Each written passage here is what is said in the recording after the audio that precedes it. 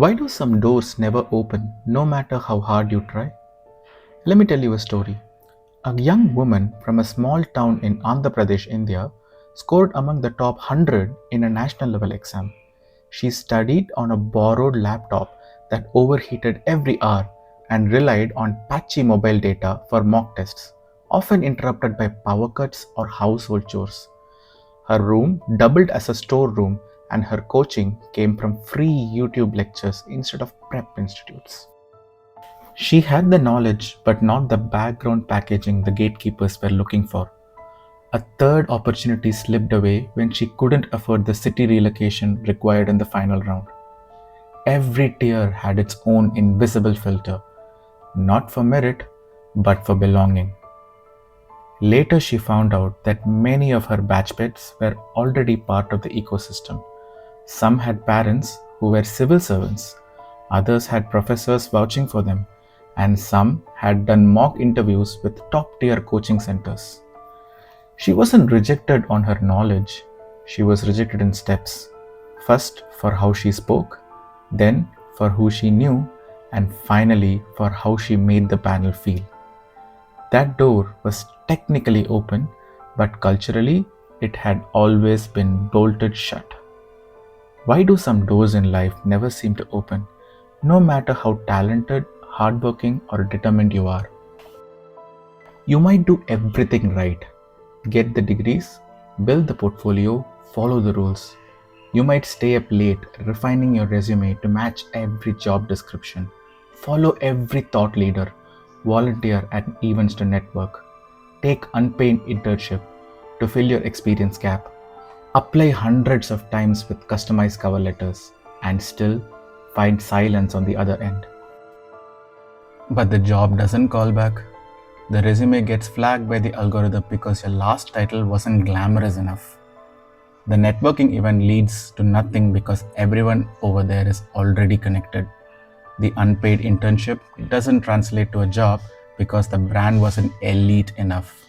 The VC skips your pitch because your slides don't look investor ready and you don't speak their language. Each path closes in its own quiet, familiar way, not with a slam, but with a shrug. The publishing house never replies. The startup accelerator ignores your application. The scholarship committee never circles back. The circle doesn't let you in. And sometimes it's not even clear who is stopping you. It is just closed. This question isn't about jobs or startups. It's about visibility, voice, belonging. About that frustrating sense that you're always reaching for a key that doesn't exist. That maybe some rooms weren't built to include you at all. So today, let's ask, are there systems in this world that are never meant to open, no matter how long you wait or how hard you knock? In the modern world, we are told that everything is open to everyone, that merit wins, that if you're good enough, you'll get in, that hustle is the great equalizer.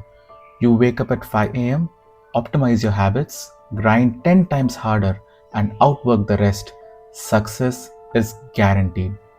But behind this promise of access is a quieter truth. Many systems are designed to look open while keeping their core permanently exclusive. Take VC funding. Thousands apply, but unless you went to Stanford, IIT, Tsinghua, or Oxford, or know the right person, or move in certain circles, you are invisible.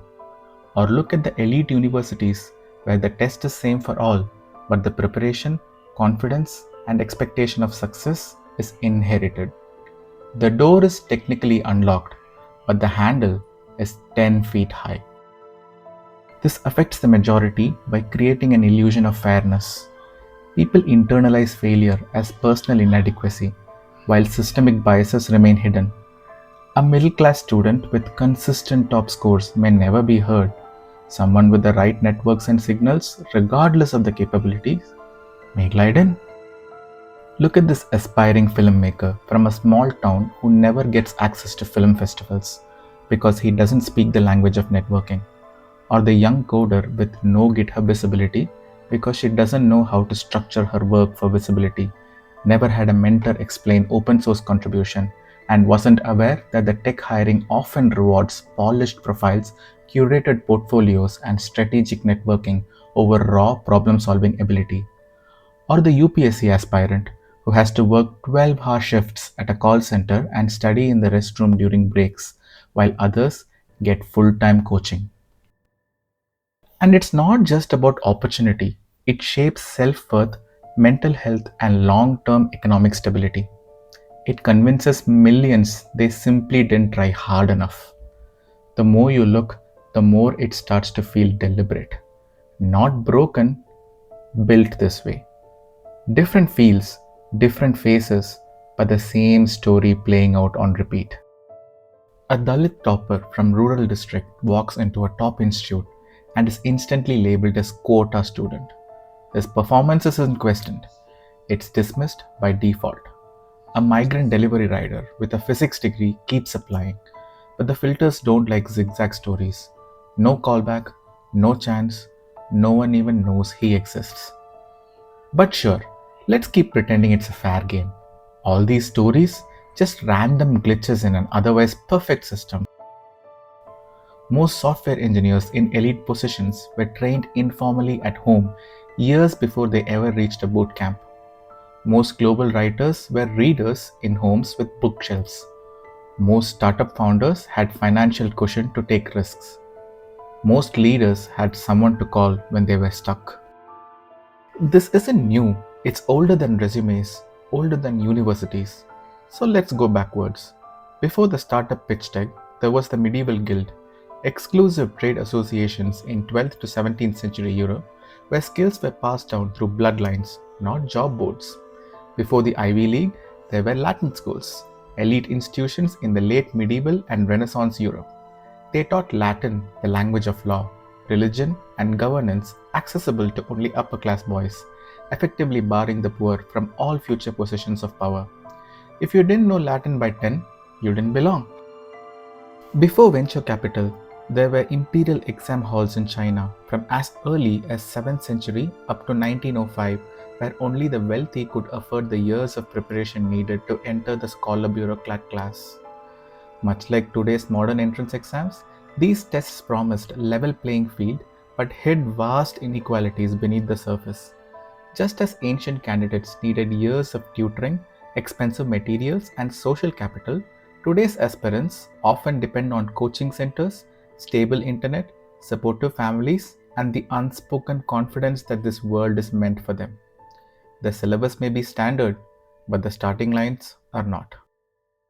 Noble titles and entitled lands defined privilege in medieval and early modern Europe, passed down through lineage, sealed off from anyone outside aristocratic birth.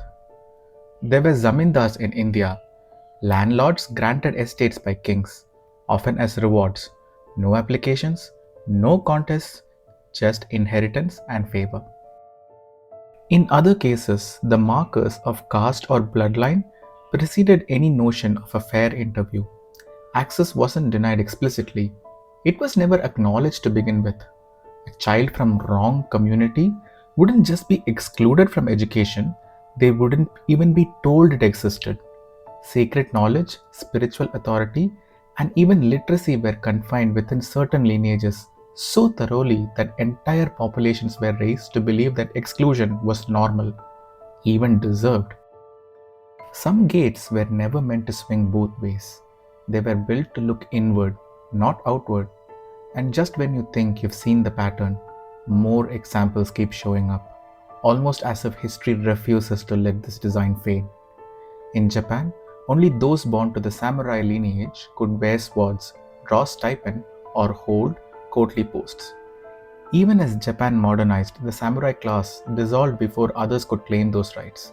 The gate didn't open, it vanished. In ancient Rome, patrician families held the Senate for centuries. Even when plebeians gained entry, the real power stayed within the aristocratic families. And then the empire fell. For most people, these aren't just stories of the past, they're structural echoes that still shape who gets access and who never even gets invited to knock. Imagine a bridge built only for nobles. One day, as the public start approaching, the bridge isn't widened, it's demolished. Future generations hear of the bridge but never get to walk on it. They only see its legacy in paintings, laws, and family fortunes. This is how power often works. It doesn't democratize, it disappears. This leaves most people chasing ghosts, trying to make it in structures that are no longer there, but whose spoils continue shaping the world. It breeds disillusionment, burnout, and quiet submission. Like young people aspiring to become journalists in an era where media houses are owned by industrialists, or kids dreaming of Bollywood stardom without realizing the casting calls go over dinner tables, or brilliant minds working on art that never trends because they don't have the right audience algorithm. When systems collapse before access expands, the elite legacy remains, but the ladder is gone. You can no longer become a zamindar or a samurai, but their descendants own the land, the companies, the schools. You're left competing in a race where the starting line is ancestral. So when the job market tells you it's fair, or the university says it's meritocratic, remember that tests may be the same, but some people grew up on the track. For the average person, this means being logged in cycles of efforts with diminishing returns. It creates generational ceilings where children inherit the same struggle as their parents, but with the added guilt of thinking they failed individually. A rural student can crack the entrance exam, but can never afford the hostel. A small business owner might make better products, but can't get them into malls without a distributor links. A job seeker may ace interviews but still be declined because the hiring manager doesn't feel the fit. These aren't accidents, they are silent gatekeeping rituals. Maybe the most dangerous myth isn't that all doors are open. It's the belief that if they didn't open, it's your fault. But the truth is, many rooms were never meant to be shared. They were designed to end before you arrived. Maybe it's not about passing the test. Maybe it's about rewriting the rules. So access isn't a price, but a principle.